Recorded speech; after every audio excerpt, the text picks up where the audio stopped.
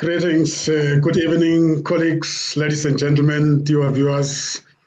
Welcome to another episode of COMETSA Television Network, CTN. This is COMETSA Tuesdays Live, the mind, the journey, the destiny. We apply our mind to the journey that takes us to our destiny. COMETSA Tuesdays is a series. We dedicate this day to a number of topics. The first Tuesday of the month, we look at profiling of our members of COMETSA Friends and Supporters Club and their companies. The second Tuesday, we look at the authorship and readership development, wherein we speak to emerging and expert authors and the books that they've written. We have a great lineup next week. I will let you know at the end of the show the two authors that are going to be joining us next Tuesday. The third Tuesday of the month, we look at executive coaching and mentorship. We look at it from the enterprise perspective, and we look at assisting those who are running coaching businesses and mentoring businesses in terms of structuring the frameworks. And of course, we are still looking at educational aspects of it.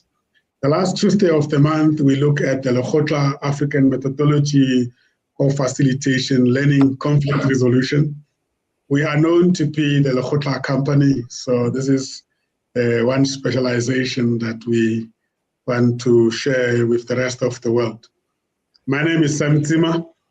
I'm going to be moderating the show and I'm hosting as well. Our shows are based on the principle we call the idea. We inform and entertain, develop and educate, empower and support, associate and network. That's the idea. I hope we live up to that principle this evening as we welcome one of our beloved members of COMETSA Friends and Supporters Club, NPO, a member, but also a management committee member, a director, so to say. So I could easily say I'm talking to my boss, if you like, because he's a member of the management committee and we hold each other accountable in the committee, and therefore we are each other's bosses. Of course, Maynard Maesela is not a stranger to this platform. He has been here before. Actually, he started during the time of the COMETSA Radio Worldwide and transitioned into COMETSA Television Network, our streaming platform. We'll introduce him just now. We also welcome our sister, Lindy Broderick. She's also not a stranger anymore. I think she's a regular at this show. She plays a role of what we call observer guests. The role that she plays as observer guest is to reflect at the end of the show on the conversations that we are holding. But let me also state clearly that I met Lindy through entrepreneurship program that we were running for Read exhibition here in Johannesburg. That's the program that is facilitated by SME Trade Links of Dr. Salifo Sido. So you can see that is an expanded ecosystem indeed. And it's wonderful to see that Lindy, we don't just meet in the classroom and in the workshops and end up there. So today you are becoming a familiar face. The past week we were at the ProNet. You got to meet the ProNetters of Lindy Sango. How did you find that, by the way? Let me just start on a light note. Lindy. I was very, very, I was the only one that was the newest member, and I was welcomed and I was informed. I actually met Pam Yako. She was the main speaker, and she had a good topic of sustainability, and which we actually had a lots of input on, and I took away a lot of notes to actually incorporate, especially living within your means and knowing, you know, how to do things responsibly, and not only living for the now, but also carrying on the legacy for the future. So yeah, there was a whole lot of things that was really, really I took home with, and I met a lot of people. So thank you very much, Mr. Stam, for your network is expanding. That's wonderful. Yes. No, I really enjoyed it myself. The conversation is so important. Yes. We may want to follow up on it as well. But yeah, the pro-netters are wonderful people. I encourage anyone who is able to join us. Let's turn on to our guest this evening. Maynard, my friend and colleague, welcome. You are so amazing in that you were with us when we did the radio, and you're now coming back when we do the video streaming and talking about Maesela Corporate Branding. That's going to be the conversation. Just say hi to the viewers, and we'll start our conversation. Good evening, Darisem. Good evening, Lindy, and good evening to our listeners. Beautiful. How was the day today? I know your day is hectic. How was it today? Yeah, no, it's been a very long day, to be honest with you, Darisem. I just came back, literally just for a show. So yeah, that's how busy it was. It was a very, very, very long day with us. You know, once you start the week, it becomes a hectic week for you. For so you coming back, saying you have just come back, you mean you have when you say you have just come back, you mean you have just been busy with clients. They just released you now.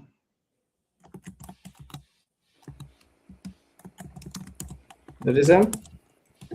I was saying that when you said you have just come back, you mean you have just been with the clients and they just released you now to come and join us for the show. Yes, no, definitely. Like I had an appointment with another client for another site that we had to do the site inspection. So I just came back from that appointment as well quickly, because now we invest into other businesses as well. We actually rebrand businesses at the moment. Oh, you're rebranding the Maesela Corporate Branding? No, not specifically Maesela Corporate Branding, but for other upcoming businesses as well, where they need the rebrand of their own businesses. Wow. So we usually go there and change maybe their old branding outside and rebrand them.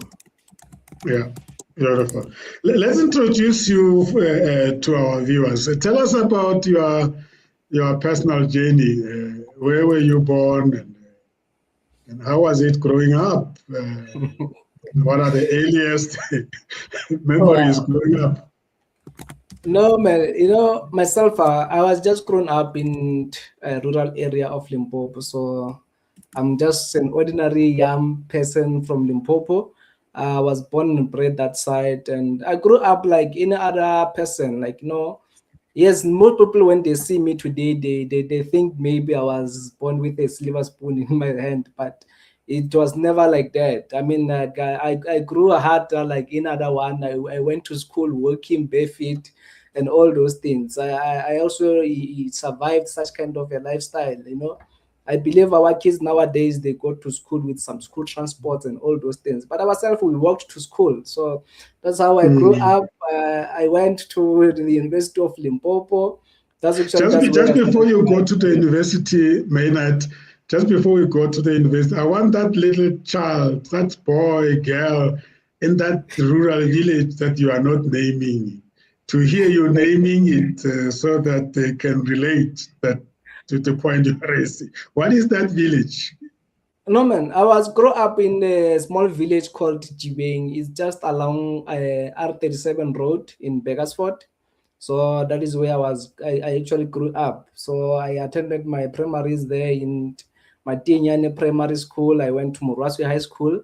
That's where those two schools are just within a walking distance with where I was actually born. So you go to school, you come lunch at home, you know, because it's very close. So you simply walk home at lunchtime, you eat and quickly go back to school. both the schools, primary and high school, they were very close with me.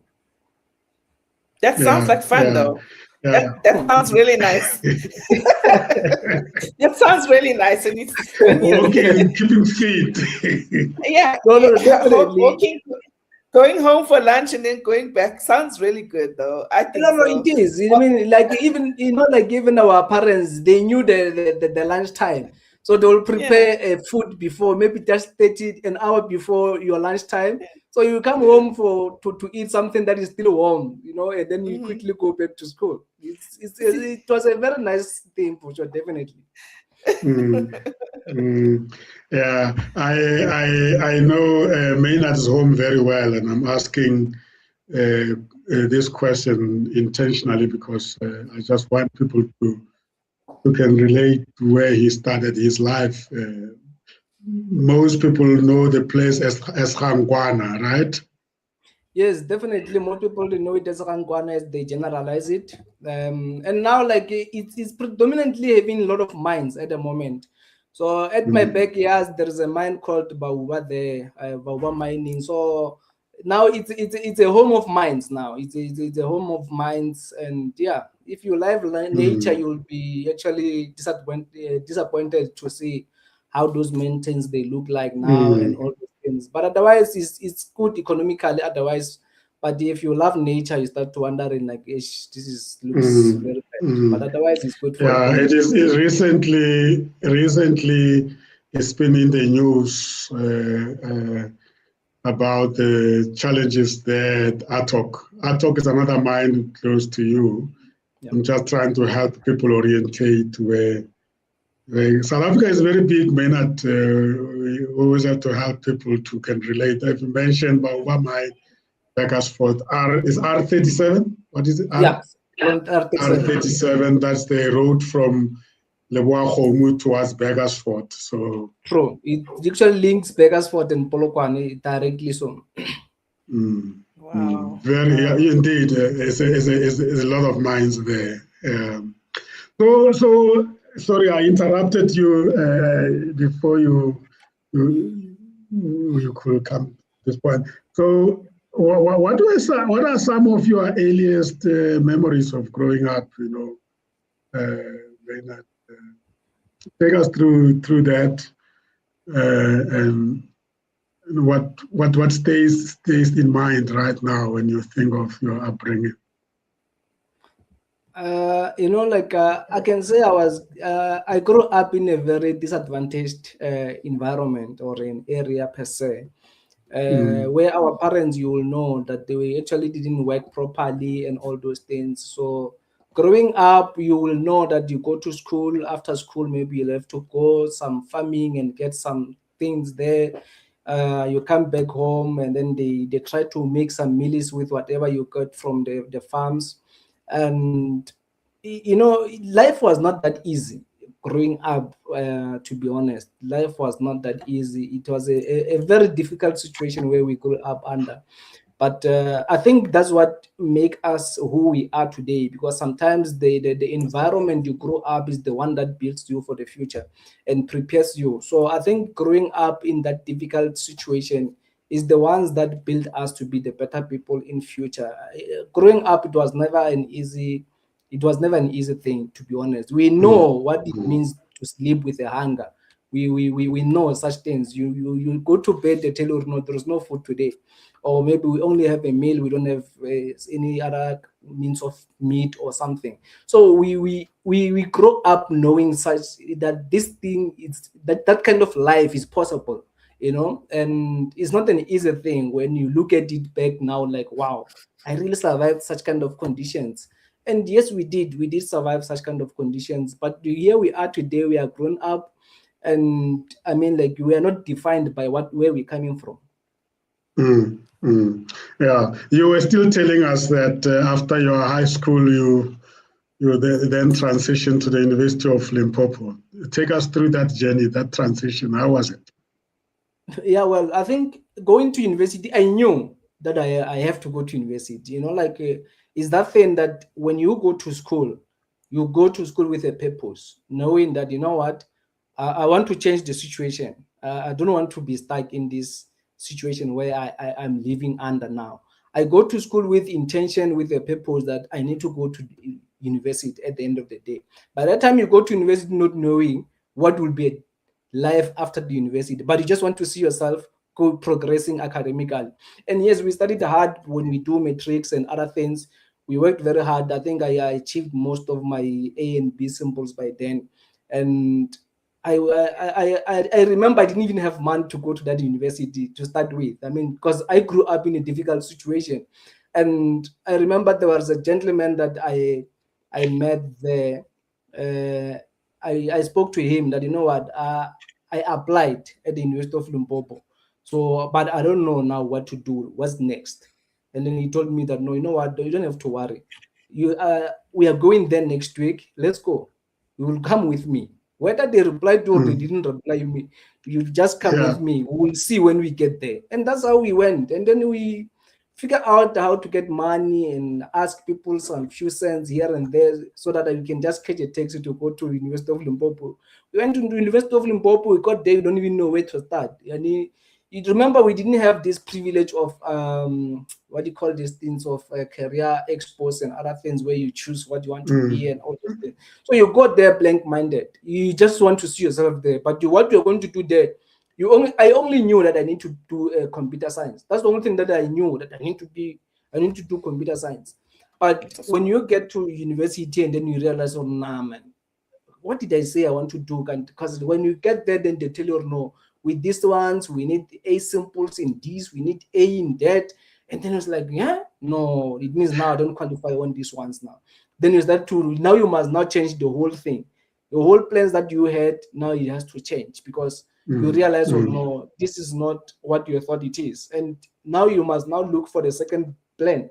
By the time you went to university without a plan B, unfortunately. So now you must now find the plan B on the spot, right there and there, and figure out what course you can do. And then I'm looking at my result now. What am I better with the time I was doing my matric? And I realized that I was good in geography. I was good in other subjects as well. I was like, okay, fine, let me follow the geography stream. And that's why I followed the geography stream at the university. And I registered environmental sciences there.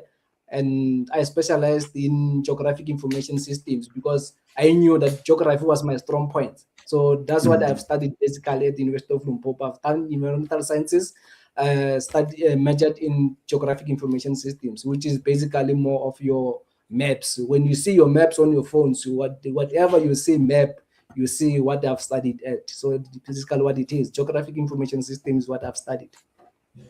Wow.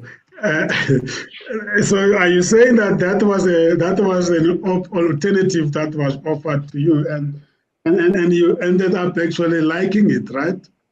No, I ended up liking it because that was my strong points at the high school. So at the high school, my strong point was in geography, and my geography teacher was actually very proud of me because he knew that my strong point is geography. And even today, that gentleman, I still visit him. Like wherever, when I'm at home, I try and visit him, and he's one of the proud gentlemen that he knows that I followed his stream all the time. So it's something that I did with passion, and hence I continued with that stream. Yeah, I don't know about you, Lindy.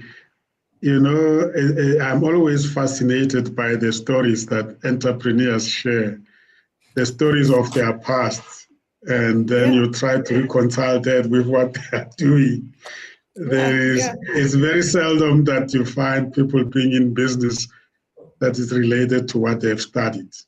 And I think also too, sorry, Mr. Sam, it's more of a skill that you probably learned on the spot and you didn't realize, because at that time you had to make a decision based on whatever information you had. And that skill of just deciding and just running with it is something that now that's helping you as you journey along in the boardroom or make decisions and you say, okay, you know what, this is how I implement certain things. When you're younger, you never realize certain things until it becomes evident. And one common thing about these journeys, I mean, we're all riding on a visa given to us by our education. I mean, a young boy growing from deep rural cocoon, and you find himself at Mangueng in Teflop, figuring out Yeah, what next. figuring out. And And lucky, Maynard, university life. yeah. Sorry, Lindy, you want to come in there? Sorry, and then lucky Maynard, you made the right decision. Other people sometimes make the wrong decision, and then they spend their whole of their university or their time, and it's something that didn't benefit them at the end, and maybe probably didn't even enjoy it. Sometimes money is involved where parents had to pay, and sometimes, yeah. Yeah, we take this route intentionally in Maynard because when we then start talking about Maesela Corporate Branding, I want viewers to have this base understanding of your journey, because often we tend to think that entrepreneurs just happen. They all have very winding routes that they follow. So take us through your 3 years of being on campus. I mean, what made it possible? I mean, you mentioned that you struggled with the foundational education. Did you ultimately get a bursary, or what happened? Yeah, well, I can say I'm proud that I'm one of the guys that was actually hardworking academical. So my studies, most of them were paid by NSFAS. That's how I managed to progress, because definitely my parents was not going to afford paying the university fees. So most of them were paid by NSFAS by then, and that's how I managed to progress. And then the parents were helping me with accommodation, because remember, by that time I didn't even afford to stay in campus, so I had to stay off campus. So the little that they can afford to give me is for me to pay accommodation off campus, and I stayed there. And then for me just to work hard so that the studies can be paid somewhere somehow. And yeah, that's how I managed to progress the remaining 3 years. And yeah, and it was completed in record time. That's a good thing about it. Wow. And so from there, you then transition into employment. I'm surprised that you find yourself in KZN. How did that come about? Yeah, well, that was a career path. That was part of the career path. So I went there, studied, I've done my degree, I did my internship, I continued with my internship, I started to get employment, and then later on, then I was working in KZN for the remaining, I think about 5 years. I worked there, the other side of KZN, and later came back to do work. I think I worked for a year or so, and yeah. So otherwise, it's been a career path that I was still continuing with up to today. Yeah, I mean, the way you say it, it sounds like it was very easy. I mean, you are at the university, you finish university, and all of a sudden you're finding yourself doing internship. I mean, how did that come about? No, that one, I think it was just God's given as well. I mean, like sometimes I don't know, maybe God works wonders, because how I got my internship, it was just miraculous, I can say. I mean, I also don't know how I can define it, because I still remember we were just sitting, like, remember I told you that we were sitting on off campus. So I think that afternoon, it was Saturday afternoon, that we were just sitting outside there on our accommodations there. And then there were just some papers coming flying. There was some little wind, and then another paper flying there. I just trapped it. I took the paper, I started to read that paper. And then I saw the advertising in internship at Department of Land Affairs. I think now currently it's called Rural Development and Land Reform. By that time it was called the Land Affairs. And then I read that thing, internship for Land Affairs and what, and the closing date is this and date. Oh, I took that paper, I put it in my pocket. I continue sitting with the guys I'm sitting with. And yeah, after that, when I get to my room, I take that paper again, I read it. It's like, wow, what is this? No, man, let me apply for this thing. And yeah, no, I wrote the application, I've sent it, and then they called me in. And by that time, I was not even graduated. I think we're still waiting for the results when they called me to come to do the internship. I was still waiting for my results, and I went for internship, and then I graduated while I was on the internship. Wow. Talking about being at the right place at the right time. Yeah. That's what Definitely. Definitely. That was the That's how angel God- delivering the opportunity to you. Yeah. Yeah, that's So how- after 5 years working, then the transition came. Have you always known that you are going to be self-employed and join the entrepreneurship stream one day in your life, or was it also one of those miraculous things that happened? No, this one is always been at the back of my mind. It's always been at the back of my mind. But how it started is that I started working with my other uncle. We were doing the other projects there together up until I ventured in my own business. So having my own business has always been in the back of my mind, because I always knew that a single stream of income is not gonna help me to reach where I want to reach. So I always make it the point that I multiply the stream of income as much as I can.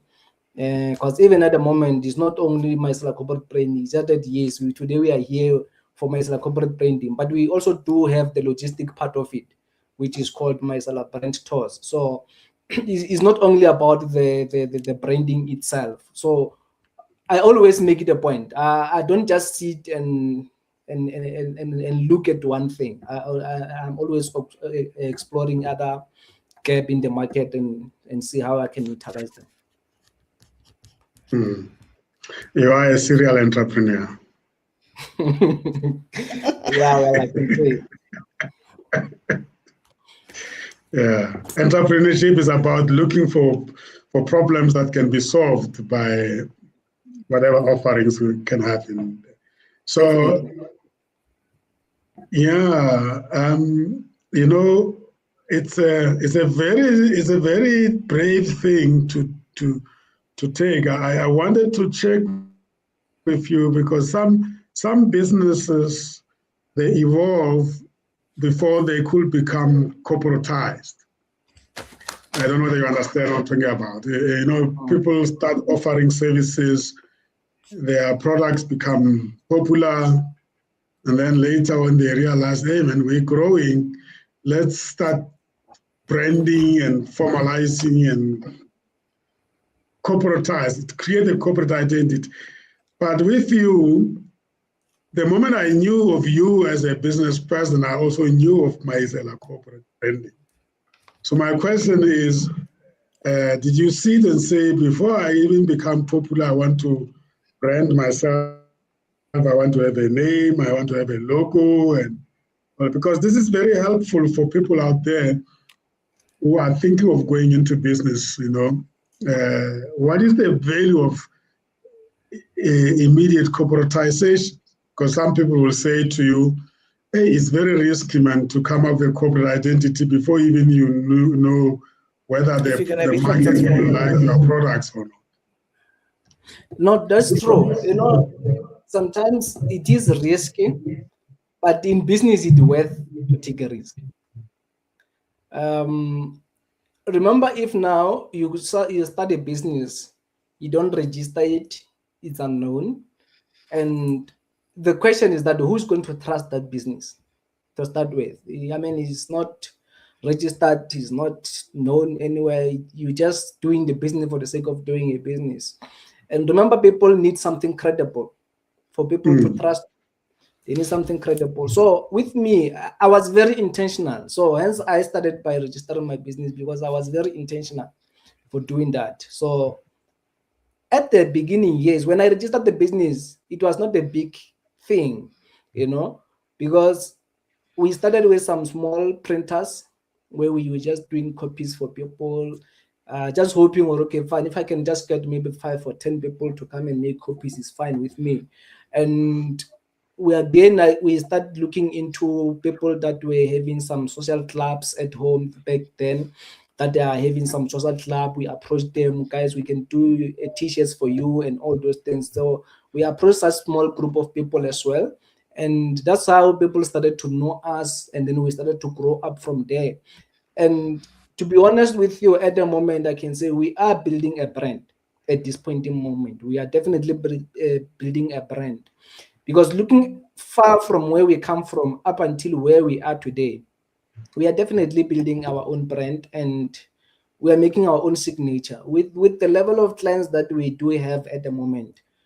We are very proud. I mean, like, and some of the clients, I'm actually taking them as my mentors at the same time, because they are clients. They're just not clients. They are actual people that you can engage with. You can actually talk to.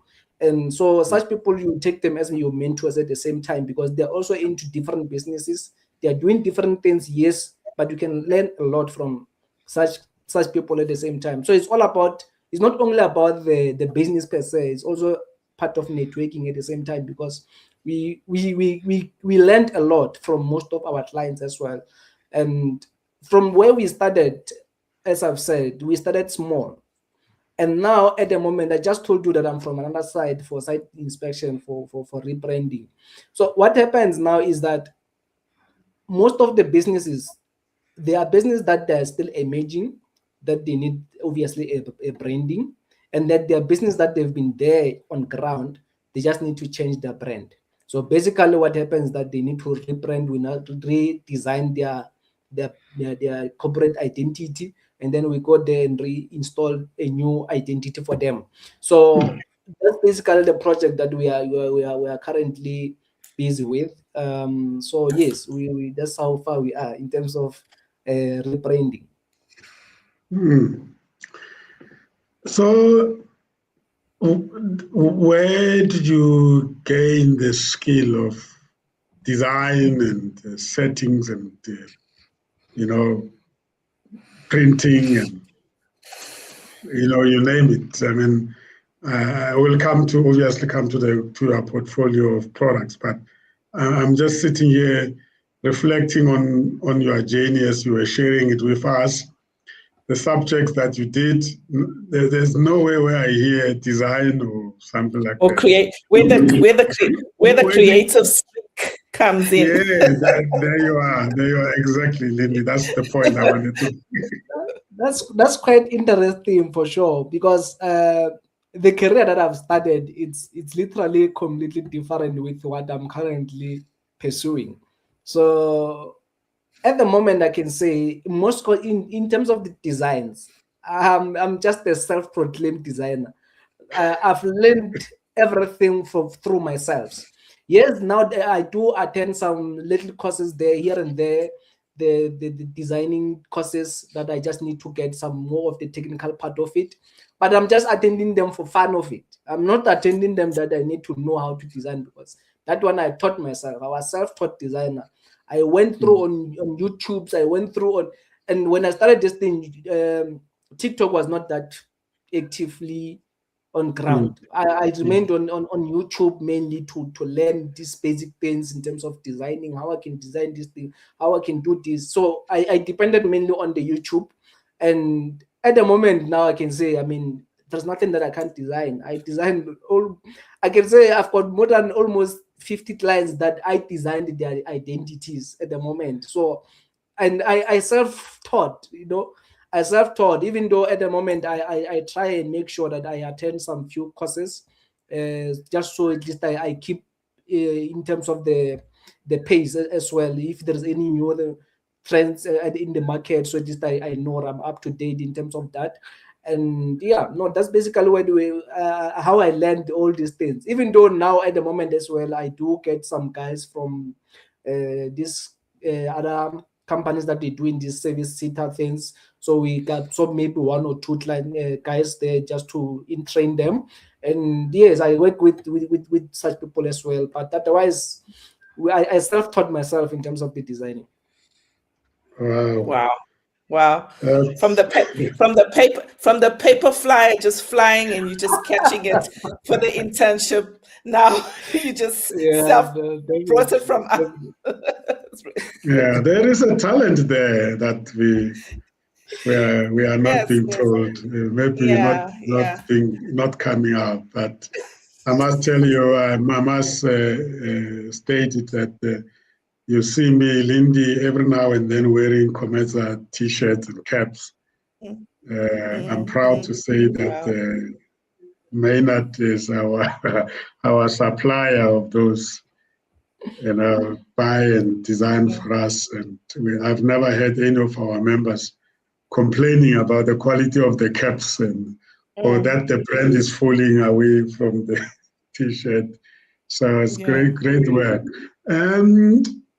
Ladies and gentlemen, that we are talking to Maynard Maesela, who is the founder and the managing director of Maesela Corporate Branding. He's a member of COMETSA, and he's featuring today. We are featuring him on this first Tuesday of the month, and we are getting some nuggets there into what entrepreneurship is all about and how he became part of it. So, Maynard, entrepreneurs or entrepreneurship requires a different way of thinking. So, what did you have to let go of, and what did you let in? The new way of new perspective that you had to have, or new habits you had to embrace as you became a business owner. I mean, there must have been an adjustment of some sort in terms of your mindset. Not definitely. There's a lot that you need to adjust, especially if you are in a corporate environment. You definitely need to know that comfort doesn't pay. That's the first point of exit. Otherwise, if you look at your comfort, you will never start. You won't even try it, because you will think of the comfort and the benefits and everything that you enjoying. So you definitely won't start anything for yourself, or you won't even start the business. So you need to know that the comfort doesn't pay, and you need to sacrifice your time as well. It's not an easy thing. It's a good thing when you see someone doing it. It's nice to embrace it, but once you are in it, it requires determination. It requires a hard work, and that's things that people, they usually don't want to do. They usually don't want to sacrifice for. So definitely you need to come out of your comfort and work hard and have sleepless nights. I saw your message last night. It was around 4 or 5, and I knew that is the entrepreneur's life. I mean, you don't sleep. That's how it is. Yeah, and then I guess you also addressing the point that says entrepreneurs are not born; they are created. They are made. True. And I guess when we look at that question, and we look at it broadly speaking, that it doesn't mean you are not born. You are born. I mean, you are an human being who become an entrepreneur, but you have to learn and unlearn things for you to make a success of it. So, learning through challenges, looking back, what were some of your biggest early struggles? Like I can say, any other emerging business or an entrepreneur, finance is always our main challenge. We don't have capitals. We don't have something to start the business. So it becomes a huge challenge there, because now you must still make sure that you meet the standard. You must still make sure that you deliver. And by that time, you don't have resources. The problem starts when you have to outsource, because now the minute you start to outsource, you depend on other companies now to deliver, or someone else. And that's where now you're going to struggle. And I think that's where most of our fellow Black entrepreneurs fail, because they can't survive it. They try to start the business, 2 years later it failed because he couldn't keep up. So it's not an easy thing, definitely, in terms of the financing. The capital is something that hinders us back, or something that it makes life difficult for us, because I mean, like, for example, if I have to go and do a branding for a business, I need big machines to do that. Number one, I don't have capital. I mean, to get a plotter machine to run such kind of a brand, you need nothing less than 100,000 to buy that machine. Then by that time, you're still starting. Then they give you a business, then come and brand this thing. Where do you start? It becomes a problem. You will have to now try to outsource. And the moment you try to outsource, then it means your price won't be competitive. Then it becomes a problem. It's either you're losing the client or something else, because now your price won't be competitive the minute you start outsourcing. So that's how now business start to be very difficult at that early stages. But otherwise, as you grow up and then enjoy the pressure and learn other ways on how you can do it much better and economically at the same time. And yeah, up until maybe you've got your own financial muscles to carry on. So if it is that difficult, why so many people want to be entrepreneurs? What are the benefits of it? No, remember, the benefit of an entrepreneur or of a business, it doesn't come overnight. That's where the thin line is. The benefit doesn't come overnight. That's why I'm saying, like, most of our fellow Black entrepreneurs, they fail because of what? When they start the business, they expect to be richer the same night. You see, that's where the problem starts. This thing is a journey. It takes long. It takes long to build a brand, and it takes long to reach where you want to go. You can't just come here today and expect to get a tender of $1 million. Who's going to trust you with $1 million to do a business for them if you don't even have a footprint? That's where the problem starts. For you to get that tender of 2, 3, 4, 5 million, you need to have a footprint that speaks for you. Then they say, okay, fine, we can trust this guy. Let's give him the 5 million tender. And in that case, then it's okay. Then you are good in business. You have been there for ages. It was not easy for you, yes. But now here you are. You got 5 million worth of a tender.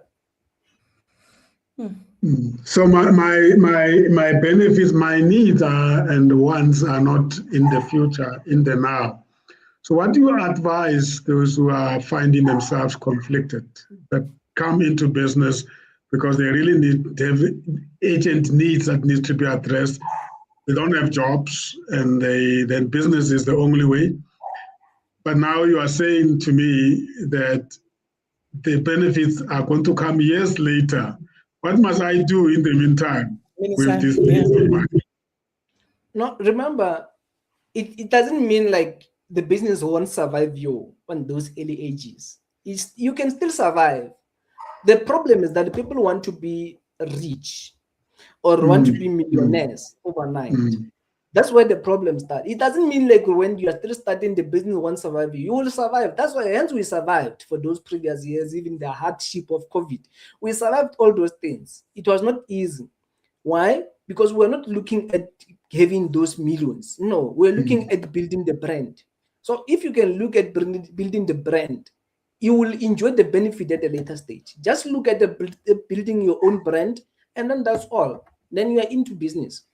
But if you can look into making any millions overnight, then that's where the problem starts. Because you will think, okay, fine, I only made 100 rand. No, this is not worth enough. And not knowing that every little cent counts in business. Every little cent counts in business. Wow. What did entrepreneurship teach you about yourself? You need to be resilient. And a perseverance at the same time, because remember, we meet different clients at the end of the day with different characters. There are good clients that will speak to you nicely. There are hard clients that won't even tolerate any little mistakes and all those things. So you like your emotional intelligence needs to be on another steroids as well. So you definitely need to be, I don't know, your character needs to change at the same time. And you need to be good in terms of how you handle your clients and easy to talk to. I mean, like, who wants to speak to someone who's not friendly, you know? So you need to be a good person. And in that case, then you're good to go. I mean, like, everybody will enjoy working with you. And they won't even feel that they're doing business with you. They will feel like they're just engaging with you. Like it becomes easier for people to work with somebody that is easier as well. Mm, mm. Yeah, interesting. I know you were earlier on sharing with us how you started entrepreneurship. The question I wanted to ask is, how did this opportunity present itself? I mean, if you were to sit back here and reflect, just like the opportunity of internship presenting itself, how was this one? You mentioned you were working with somebody, but I don't think you finished the thought there as to how, at what point did you disconnect from working with somebody and really say, look, I'm going to do this myself? And what convinced you that it was the right time and that was worthy of a risk to take to a point where you even decided on the name and brand? No, well, working together with my uncle was fun. It was, when we do a family business, it's always fun and all those things. But at some time you reach a point where you feel like, no, you know what, it's like, working as a family is a difficult situation whereby we might not see things like as a business per se. So we started to feel like now we are now managing the family, as in like brother and younger brother or something. So in that case, now the business is getting compromised, and at some point then we sit and say, like, you know what, this doesn't work, so we rather maybe try and part ways. And by that time, I think it worked on my advantage because I was more on the marketing part of things. So it was just then easy for me to know, okay, fine, even if I can part ways, I know my strength in terms of a sales person. I can go out, I can reach out to people. And that's how easy it was for me to go and establish the brand and continue with the hard work of being salesperson and look for clients. And yeah, it continues like that. And like when you start the business, it's not easy because remember now, people, they don't know your business, they don't know you, and now you must now go try and establish yourself. And now that's where now you need a marketing part of things, and it's not an easy thing because now I remember at some point we will have to go on this robots, an intersection, and distribute flyers there, because now you are now trying to make yourself now visible on ground. And if you can't do that, unfortunately, you can't go forward.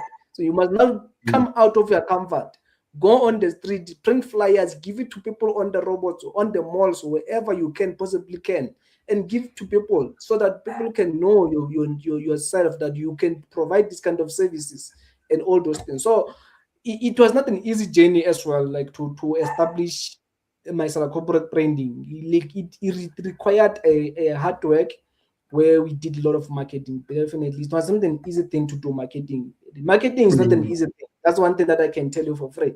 It's not an easy thing. You go there, you sit on outdoor the whole day, and then you come back with zero client. And you ask yourself, should I continue with this thing or not? You see, but you still have people who are driving past, people driving past, looking at you at the robots, it's like this one is lost. Definitely, exactly. You try to give someone the flyer, he closed the window. That's all. And then you start to feel small, or like, no, man, is this thing working, man? I really need to continue with this thing. But if you have got the bigger visions, you will definitely continue with it. And now the marketing part of things will just be easy, because now we even have a lot of social medias and all those things. So it's easier to just place your advertising online and things. So then let the social media do the part.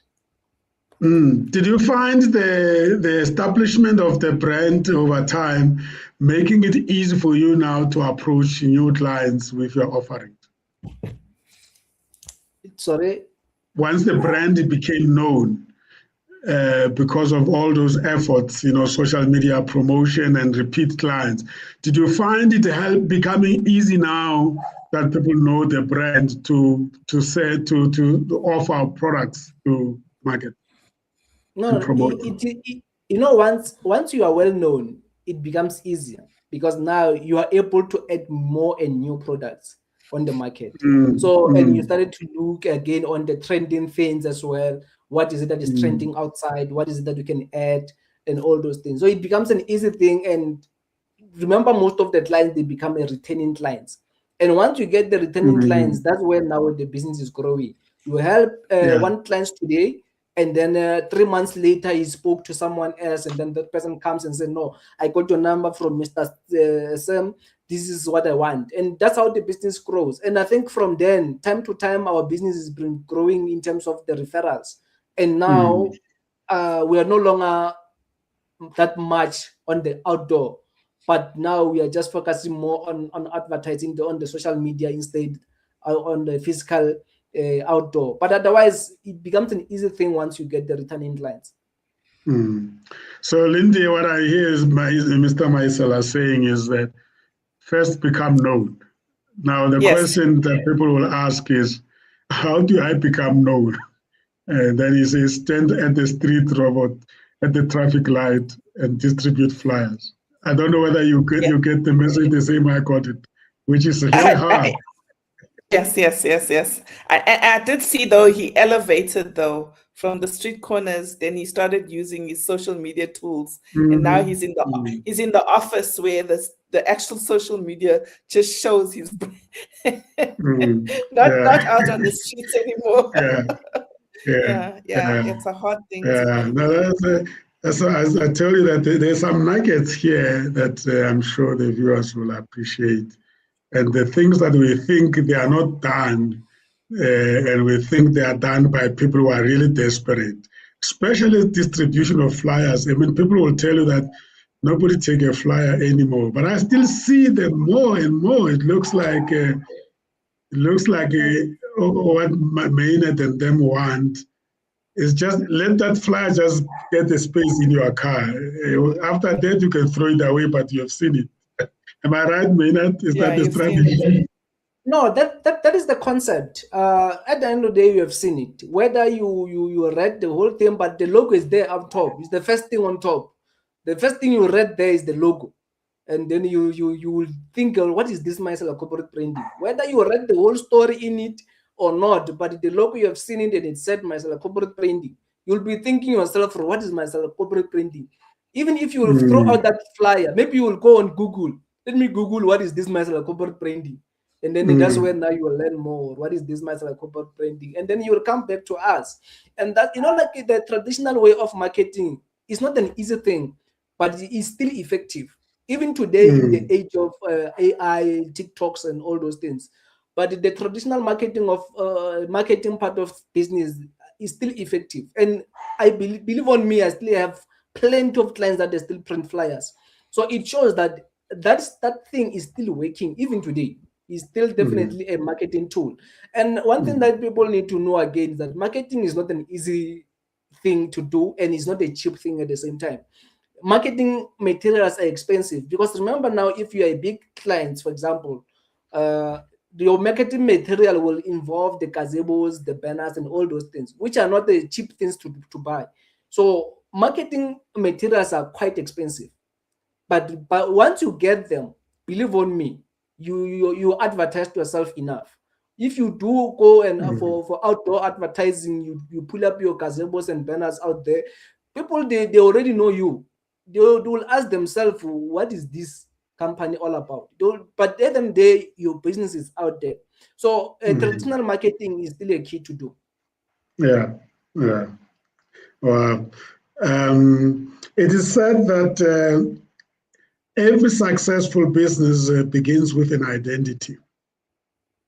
So in your case, I mean, I see the name Maesela there in the name of the company being you. But how did you develop the idea of corporate branding and the challenges of having to register and establish it as now one brand, MCB, Maesela Corporate Branding?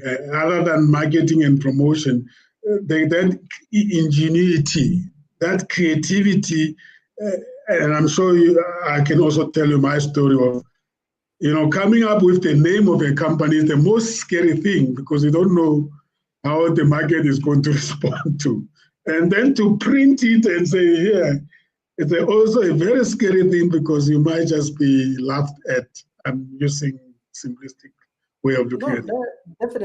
Definitely. When I started the business, I knew that by that time I wanted to close the small gaps in terms of the social clubs and the t-shirts and small things, but the name remained corporate branding because the vision was bigger than what I was doing by then. I knew that I was not going to end by just recruiting the social clubs and do the t-shirts for them. I knew that the focus is not only about doing the copy and print for the small community that I reside at. I knew the vision is more on a corporate level. Hence, the brand was Maesela Corporate Branding because I knew the vision and I was very intentional that this brand is going corporate level and this brand is going international. And I'm still living up to that standard even now. Wow. That's why I say you went corporatization upfront, which is a very expensive and very risky thing, but it sounds like it's very successful and it really has helped you.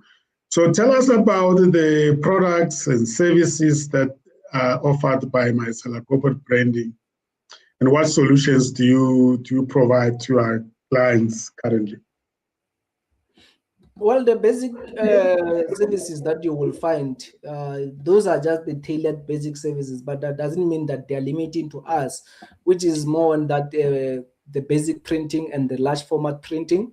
So you're looking at your normal screen printing of the t-shirts, the embroidery of the t-shirts, the promotional items. Promotional items can be anything in what you think of that you want to give to your staff members as well, your coffee mugs, like anything that you might think of as a promotional items, the diaries, the pen, so anything that you might think of. So the services is mainly focused on those kind of branding in terms of the printing part of things.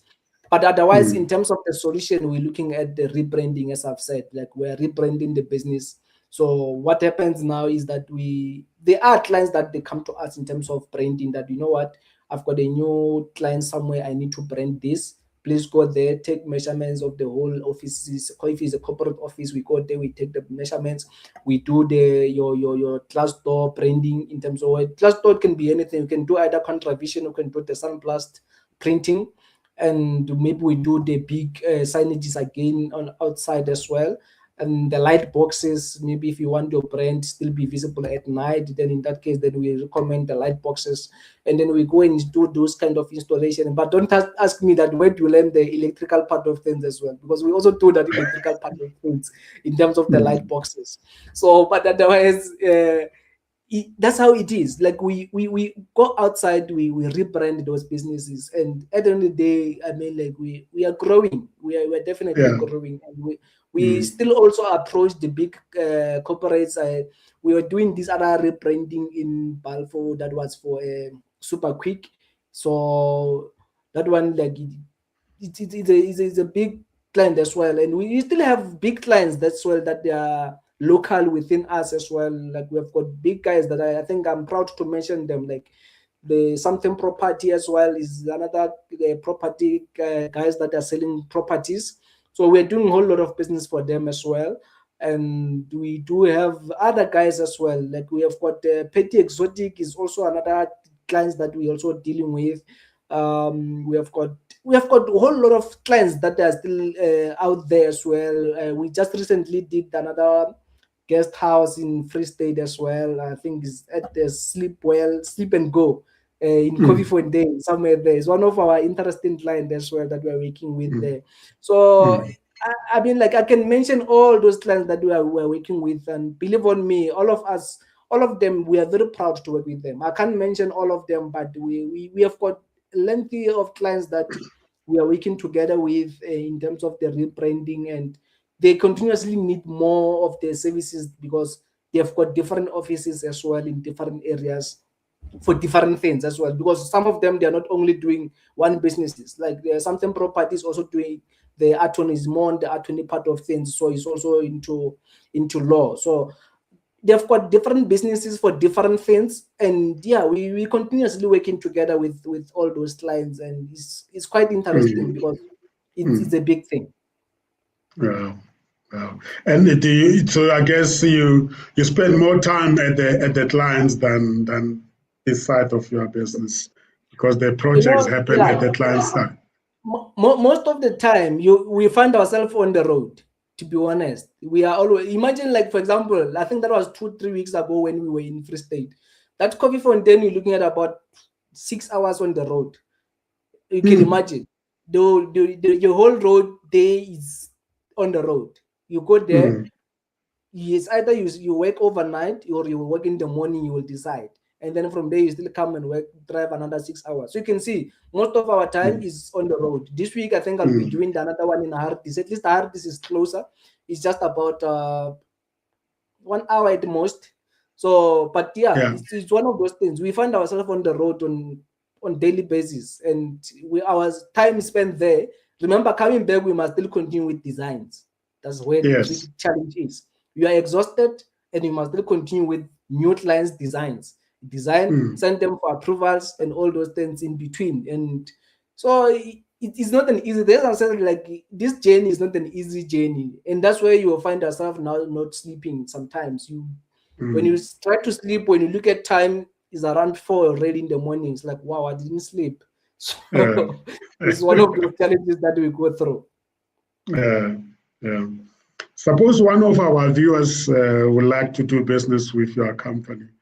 So take us through the process from making the first call inquiry to receiving the finished branded product, the whole values chain. No, it's a easy process. For those who just found us maybe on the website, our website, there's got an inquiry email there. You just simply go on the inquiry, you type what you want.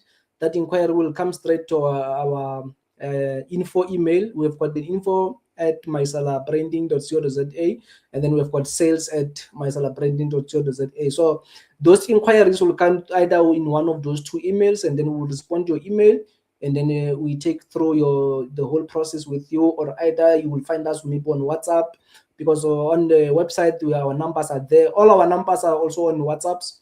You will either call us or you send us WhatsApp. If you can't hold of us, maybe if you are driving or maybe you are on the heights, because sometimes we work on heights.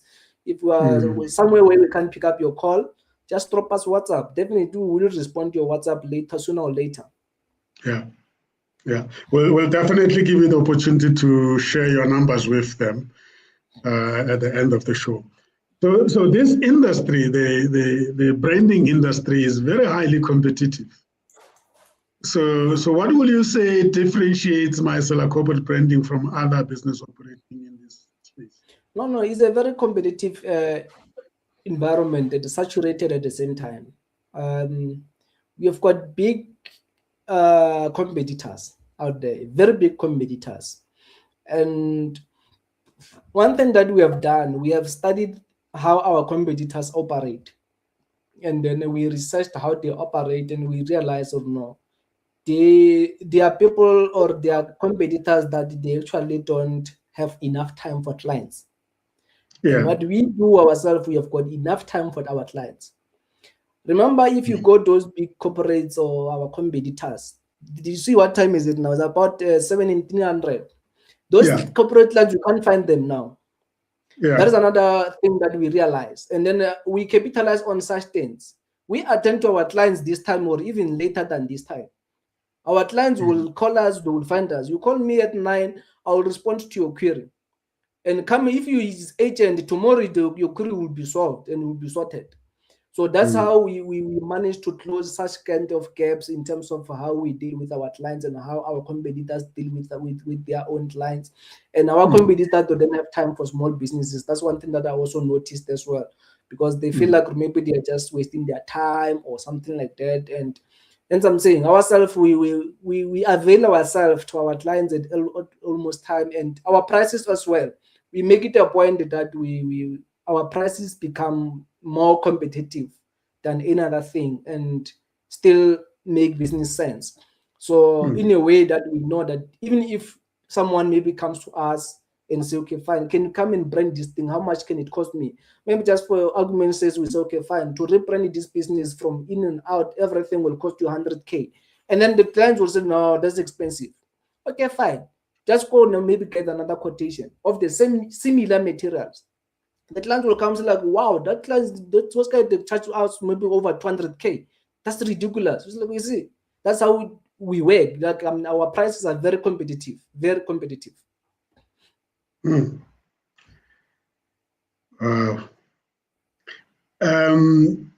I guess part of corporatizing your business is also having a philosophy of some sort, the vision and mission and objectives and values, quality standards that the banks wants always to have when you come in asking for money. So let me be a banker now and be interested in bringing you on board, and I would like you to share with us your vision and mission and objectives without going into all details, and also what we will regard as your values and standards that you operate by. Sounds like an interview for funding. You're supposed to always have that pitch available. So well on the fingertips. No, well, I mean, like ourselves, we place ourselves as those people that want to be customer orientated all the time. We make it a point that like our customer come first, and we serve with integrity and resilience all the time. And our vision is bigger. We want to grow ourselves beyond South Africa, because at the beginning we timed ourselves that we want to grow beyond Gauteng and Limpopo, because our offices were only meant on those two provinces. But now, looking at where we are, we also aim to be bigger, to be visible even in other countries as well, as much as we can. So we're definitely looking for funders where possible as well, the people that can invest in our business, and so that the business can grow as much as it has to. You know, it's not an easy thing as well to look for funding as a small business, indeed, because they start to look at your books and it's like, nah, this is not gonna make it, you know. So that's the tough thing, unfortunately. But looking at where we are, we can't say we made it. We haven't made anything, to be honest with you. But we're looking for the funds, we're looking for the funders, we're looking for sponsorship or anything that can help us to grow even bigger and be like such a big corporate competitors as well, because we definitely need to expand as much as we can. And we see ourselves. But at least the concept is there. I mean, that's how it all starts, you know. And I think the message to viewers out there and would-be entrepreneurs is, you've got to live your dream now. You know, imagine it and be able to formulate it, because nobody starts small and want to remain small, and one cannot postpone that. And that's why I commend you for deciding on corporatizing your business before even you're known for what you offer, which I guess is what we are trying to suggest here. And listening to you being able to articulate it the way you articulate it with conviction, that tells me that it will happen. No, that will definitely happen. I mean, like it's been our vision that we need to grow bigger, so it will definitely happen one way or another. Sooner or later, it will definitely happen, and I believe there will be another sponsor or whoever, the funder somewhere, sitting somewhere. Here we are. Or a client that gives you a nice big long-term contract that sustains. Definitely. I mean, like that's the tenders we're looking for, because remember now in government there is just too much of nepotism, corruption, and all those things in terms of tendering. So hence I'm saying, like, government, I'm not even looking into that, because I know it's very dirty. So our business has been doing very well with private companies so far, and I'm very happy with that. And yeah, that's where I'm looking at in terms of someone who wants to fund the business. And I believe the person will be coming from the private sector. So That's what I'm looking for. Wow. Wow. I like Business model canvas, Lindy. Yes, yes. I especially like the way you draw the line on your integrity and your standard, because you're saying you're not dealing with some, and this is who you're dealing with. I like that you draw the line of on your integrity. Yeah, I appreciate that. Yeah. Now, you were here during COVID, and sometimes when these days I meet a business, I always ask this question, because a lot of businesses disappeared. A lot of business disappeared during COVID. How did you survive COVID? COVID-19 pandemic after it. Yeah? That one was a very tough session. Definitely, it was very tough. Somebody said it was an opportunity to have COVID. It's an opportunity it was actually a good thing. Do you agree? It has. I agree 100%, because I agree in this way. Before COVID, I was renting an office. I think I used to tell them that assemblies. Before COVID, I was renting an office, and COVID kicked. We packed everything, and then we came back home. And big machines, we tried to sub them somewhere in some factories just to shove them there and see how we can just quickly go and print if we need to, and then come back home, and then that's all. And yes, we operated from home during COVID, and since then I never went back to offices. That's how good and grateful I am. I mean, I've been working from home since then, and even today we still operate from home, and people are surprised, like, I mean, how do you manage all this thing working from here in a small places like this?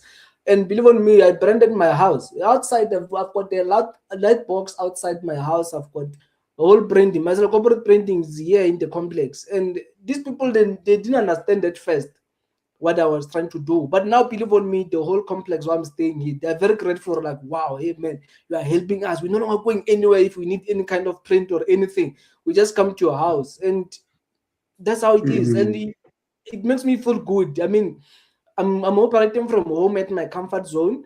I operate until any time I want to.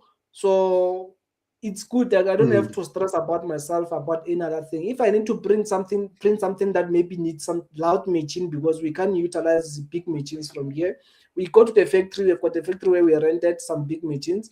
We simply go there, print, and then we come back, or we print, we go on site. That's all that now. That's how we operate.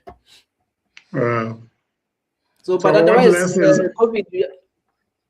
Yeah, carry on. No, I was still saying that otherwise COVID it hit hard as well in terms of the business-wise, because most of the clients, remember, they shut down. And now, remember, in that case, now it means we have got very limited staff in terms of business and the cash flows. So it was very hard by that time. And I remember we ended up doing this thing of selling the sanitizers, and just to try to get the business moving instead, you know.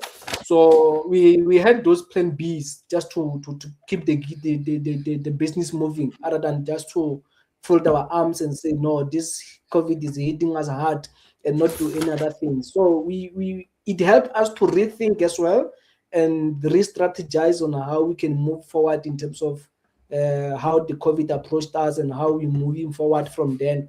And I think we had different perspectives since then, and the business has been doing well after COVID. I can say from 2023 going up this side, I mean, the business has been doing very well compared to even before COVID. Wow.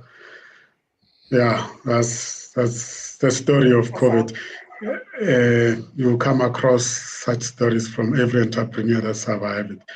So how will you say you are being part of the COMETSA ecosystem?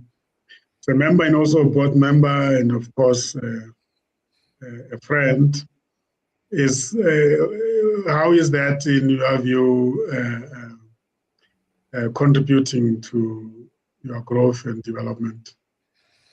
If somebody wants to join and is asking you, why are you part of the COMETSA ecosystem? What will you say are the spin-offs?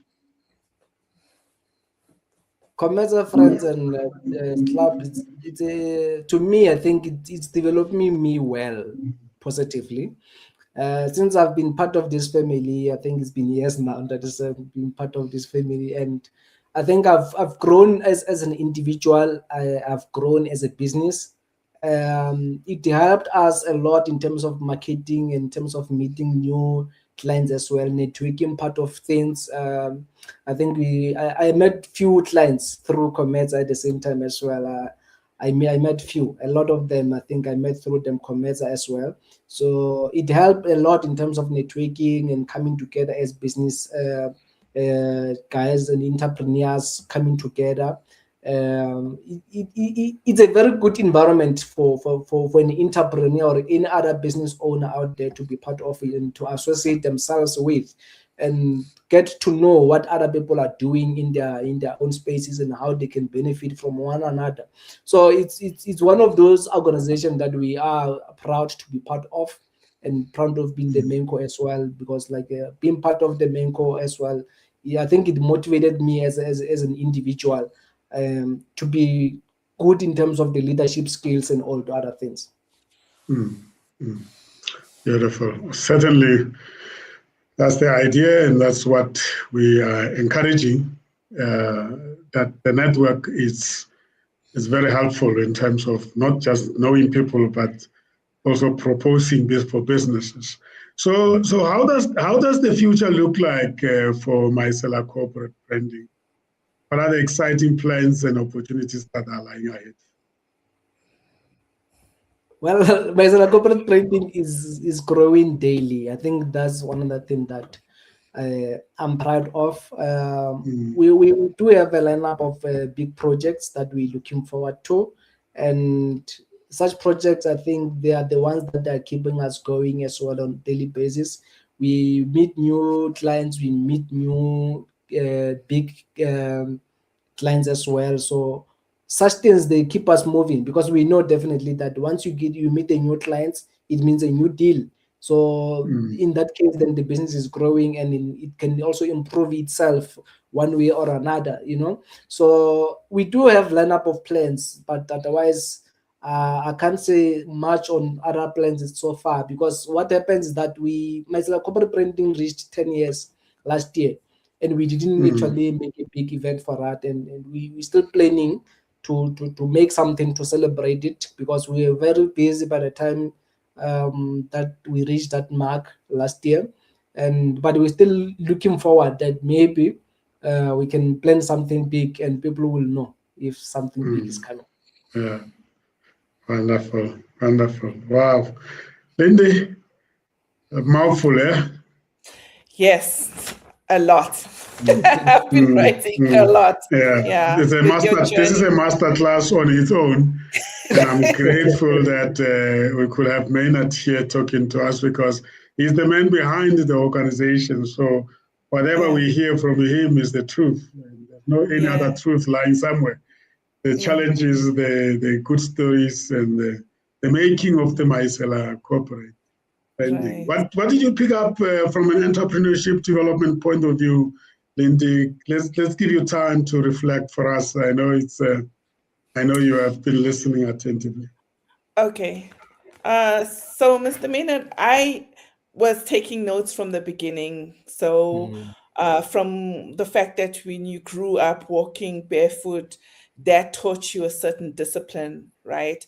And then, even though there's disadvantages, like you worked after school, that taught you resilience. And then growing up in different situations, like when you slept hungry. I mean, it's a story that every person is going to talk about the beginning, where it all started.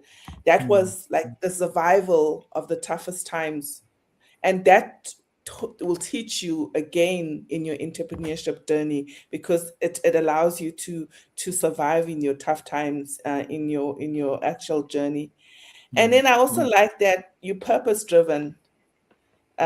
You said that you do things intentionally. So automatically, when you look at it and you say, you know what, I'm not just gonna do it just because it's like almost like I can just see your brain. You have a plan, you see it, your purpose, and you figure out how to. You said you're figuring out how to get money. That's what you said. You have to figure out how to get money. So entrepreneurship not being problem solving, like problem solving, you have to find a problem to solve a problem. You actually have to figure out how to get, and that's the hustle culture that's missing so much. Like before, that culture of actually trying to feel it, smell it, and touch it, that type of thing, and that you're not going to sleep. That comfort is gone, like you said. That you're not going to sleep. That comfort is gone. And then I also like the fact that you had no direction in your career, but you actually took whatever you had and you said, you know what? Instead of doing the computer science, I'm good at the geo. So that's my strong point. Why not invest in that and capitalize in that? And then I especially like the fact that the flyer came flying through the internship. That was just godsend. Yeah, it was just godsend, having to be at the right place at the right time. So, and then I also saw you said your single stream, like your mindset. You didn't think of one thing. You don't just work on. You don't put your stuff in one basket. You're doing other stuff. Yeah, you're exploring the gap in the market and trying to figure out where can you create your niche, where can you capitalize.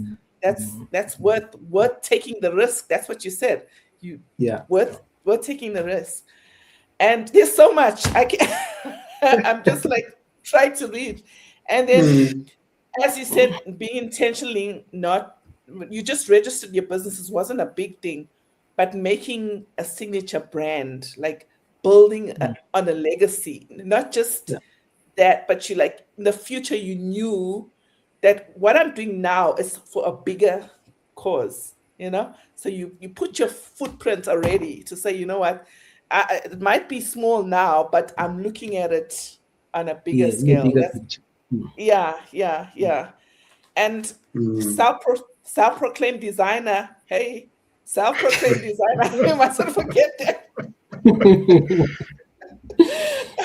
And I also like the fact that you take your time by learning from your clients, and you learn from what they have, so that you could actually better on what you do. And what else did I saw that most interested? And outsourcing is a problem. Like when you say you're outsourcing something, and then your vision of that thing that you want, and you give it to someone else, they might not carry full through what you actually want. And you could either sometimes compromise, like I just said, sometimes you would compromise on the quality of what you know. So, and I do know financially it is a setback. Sometimes you have to do that, to cut down on the cost. And then you have to do that. I don't know. There's so much things. Yeah, beautiful. So much things. Thank you so much. I mean, this is helpful for Maynard, because get that reflection and take some takeaways from home, from here to home. And I also think, to Mr. Sam, when Maynard was saying that he wants to grow beyond, like into the static area, and like grow just not only small, but you want to grow beyond. I was also saying, what are the mistakes that you probably thought you would have made, like that would have set you back? Like when you say you made a mistake, have you ever experienced as to make a mistake and then say, you know what, I'm not going to do it again, or I'm going to learn this from it, and then I'm going to push it through? Have you ever been through that? No, remember in business, we learn through our mistakes, and we grow from there. And that's what keeps us going. If you can't learn from your failure in business, you've got a problem. So you need to learn from your mistakes and correct it, and from there you'll grow from that. And That's what keeps us growing. We make a lot of mistakes in business, especially when you're still studying. There's a lot of things that you can go wrong, and you correct from there, and then you move forward, and then that's how you grow up in business. Yeah, yeah. I especially like to learn from those stories, because sometimes when you make mistakes and then you lose lots of money, and those are the stories that are not told. Like, you know what? They said business is a win or lose. That's what they Yeah. mean. Sometimes you lose a lot, and you still have to deliver the products, and by that time you lost a lot of money on that, and the client doesn't know that you actually lost money, because a lot can still go wrong. I mean, remember during that time when we had a lot of interruption in terms of electricity and all those things. You can print maybe about 6 meters of a vinyl, and then just somewhere on the way, maybe when we printed about 3.5 or 4.5, and then it goes. Remember, guess what happens with these machines? They can't recall back. Once it comes back, you must reprint from the start. It means the whole roll that you printed there is the waste. And the class doesn't need to know about such things. You need to reprint. Right. It means you lost already. So it's something like that. We learn every day, and there's nothing much we can do. It's a win and lose. That's a resilience right there. Yeah. And I also wanted to say, what are your takes on the sustainability part, like in your business? Do you have like ways on being more sustainable in actually creating your corporate branding and presenting it to your clients? Like, do you reuse, recycle? Do you not make a lot of waste? How do you work? The only thing that we try to do, we just try to cap on the wastages. We try and minimize a waste as much as we can. And otherwise, in most of the things, like there's nothing much you can do. Like if maybe you had like interruptions and something like that, it's a loss that you can't prevent, you know. But in most cases, we try and manage the losses as much as we can, and so that the business can be sustainable. Because remember, if you've got a lot of losses, then it kills the business at the same time. So we always try to be sustainable as much as we can, and see how we can move forward and have the future plans as well, and invest in future. Because if you've got a lot of losses, you can invest in the future. So it's always a tricky part of things. The line is very thin in there. Okay, no, that's all for me, I guess. Yeah. Thank you so much, Lindy, for that reflection. I hope Maynard appreciate that feedback and reflection that you're sharing with. Something, Maynard, we always forget, you have a family. I mean, what role has the family played in your success? Your wife, your children, I mean, they don't see you that often as they want to, but business takes you away for a lot of time. How important is that in your business, that support? A family support is something that we appreciate. Remember, we're always on the road. Obviously, we don't get to see the kids and all those things because we are forever on the roads. But if so, the support that we get, we really appreciate a lot. I mean, it's something that it's unmeasurable. It keeps us going, as long as they are proud that you are out there, you are working for them. And and I think that's something that keeps us going and motivated all the time. I'm very grateful for that. Yeah, it must be very fulfilling. I mean, I can easily say you are young because I'm older than you.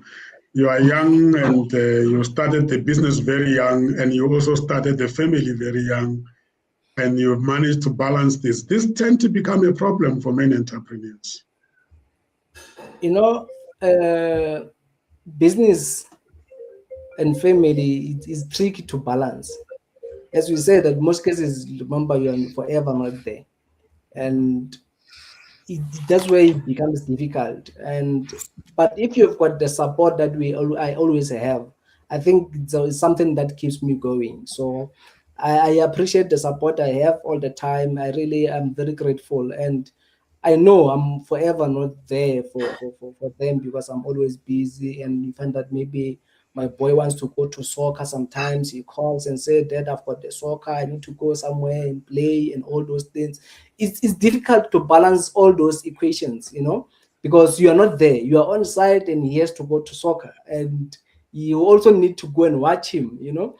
It's a very difficult situation. But in most cases, if I know that he has got some games like the matches and other things, I try and maybe avail myself and go and see him when he play, you know, because I know what he likes that. It fulfills him, and he'll be telling me how well he played and all those things after that, because I know he saw me there. So it's not an easy thing, but believe on me, it keeps us going, knowing that we're working for them, these guys, at the end of the day.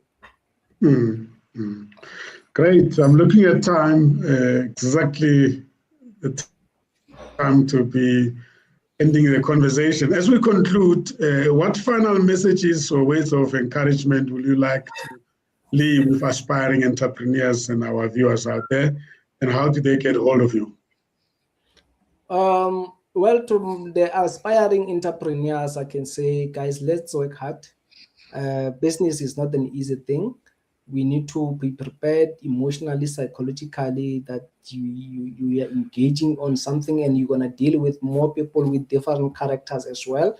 And you need to remain humble as an entrepreneur at the end of the day.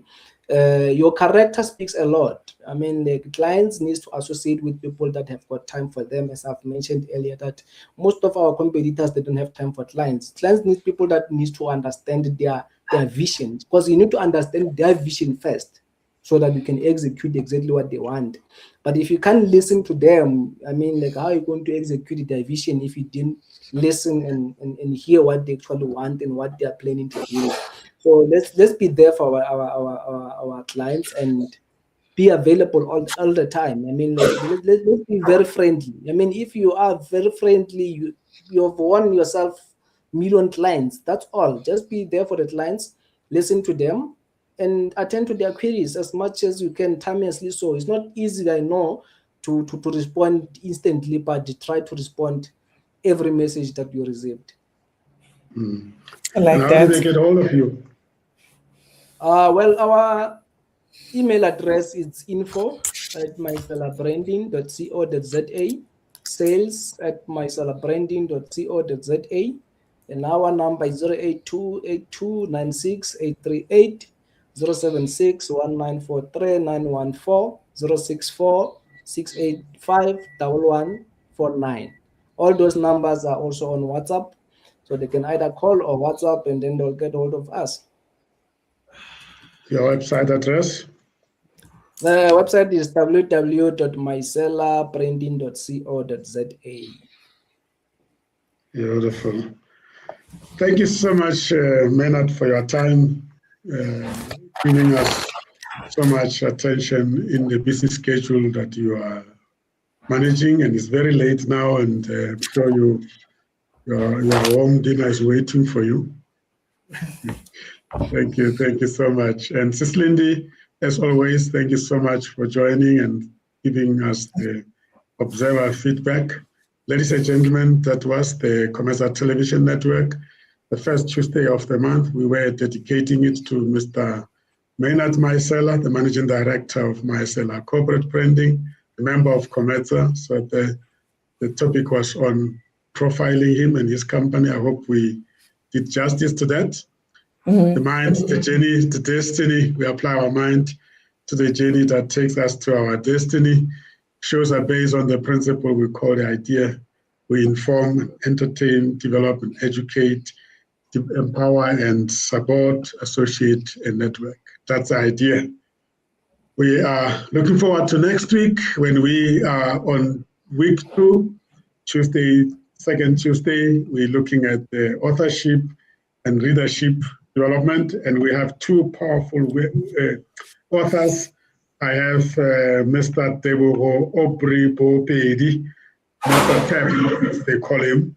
He's the author of a book titled How I Lost My Sight and Gained My Vision. I met him at the COMETSA conference. Wonderful, a very inspirational author. as you can tell by the title, he is visually impaired, and he's written the book around that, and he's going to be sharing the story with us. And the book, I actually have a copy here. That's the copy of his book. Mr. Tab is looking forward to be with us next week.